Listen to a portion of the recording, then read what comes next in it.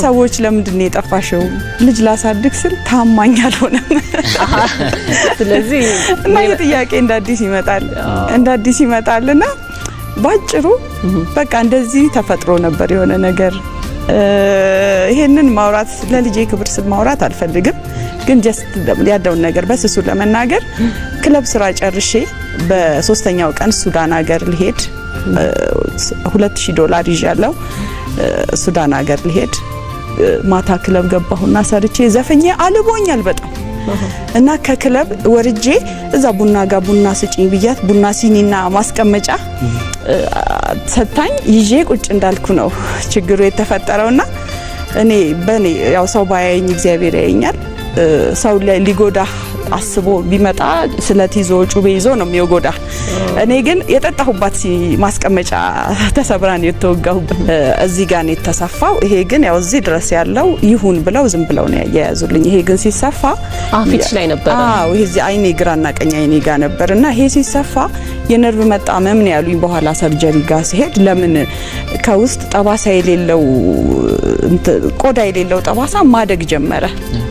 ለካ ሲገጠም የነርቭ መጣመም ነበረው እና ያ የነርቭ መጣመም ያበጠ መጣና ወደ ስራ እንዴት ልመለስ? በቃ ችግሩ ከዛ ጋር ጀመረ። በቃ ልደብቀው ማልችለው ችግር ሆነ። ቢያቅሜ ልደብቅ ጠፋሁ። በቃ ሙዚቃ አቁሜያለሁ። አይ በቃኝ ከዚህ በኋላ አልኩኝና ጠፋሁ።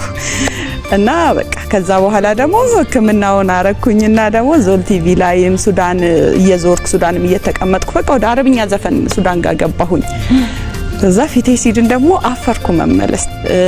ለልጄም ክብር ስል ደግሞ ከተደረገብህ የተደረገልህ ይበልጣል።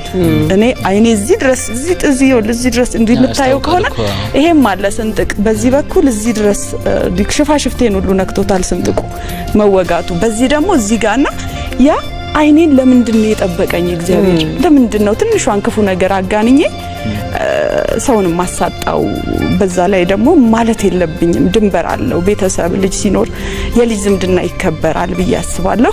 ይሄን ሁሉ አመት ለልጄ ስል ዝም ያልኩትን አሁን በማውራቴ ልጄም አድጓል። ልጅ ሆኖ ይሄን ቢሰማ ኖሮ በልጅነት አቅሙ አንተ የጨካኝ ልጅ ምናምን ቢያጠፋብስ ይጠቃብኛል ልጄ ብዬ ማሰል ለልጄ ስል ዝም ምን ያልኩትና አሁን ደስ ብሎኛል። ያንን በማድረጌም እኮራለሁ። ለምን ድንበር አለው ዝምድና አሳልፎ አይሰጥም። ለምን እኔ በሞትም አትናገሩ ብዬ ሞት ነው የሚመስለኝ።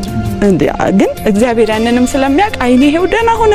ከዛ በኋላ ሰርቼ ኖርኩ። ጥሩ ህይወት አየው። ደስተኛ ሆንኩኝ። 12 አመትም ደስተኛ ነበርኩኝ።